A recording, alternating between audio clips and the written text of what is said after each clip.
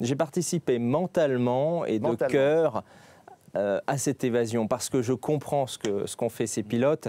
C'est ce que je peux vous dire ce soir, et je crois que c'est ce que les Français comprennent. Ensuite, je suis un député, un élu de la nation, et le message politique que je veux faire passer, c'est que les Français doivent être défendus à l'étranger. Les Français n'attendent pas des mots, ils attendent des actes, ils attendent des hommes politiques qui agissent, qui obtiennent des résultats. Pas des mots. Même si ça peut mettre en difficulté les deux autres pilotes, pas les deux autres pilotes, les deux autres Français qui sont sur place, qui ont également été condamnés à 20 ans de prison, qui attendent également à signer à résidence leur procès en appel.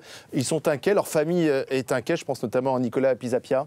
Je comprends leur inquiétude. Vous savez, les 4 Français n'ont pas eu un procès équitable. Pas seulement les pilotes, les 2 autres n'ont pas eu non plus un procès équitable. Est-ce que c'était bien responsable d'organiser cette évasion alors qu'il y a 2 autres Français qui restent sur place? D'abord, je n'ai pas dit que j'organisais cette évasion, mais si l'on veut commenter le projet qui a été d'organiser cette évasion, je dirais que le cas des 2 pilotes était quand même très différent des 2 autres personnes. Tout simplement d'abord parce que, vous savez, il y a une législation internationale qui est celle de l'aviation civile qui protège les pilotes, parce que les pilotes ne sont pas responsables du contenu de leur bagage lorsque le bagage passe par un filtre d'aéroport. Et donc, normalement, la République dominicaine aurait dû respecter ces éléments de base de la législation internationale, ce qui n'a pas été le cas.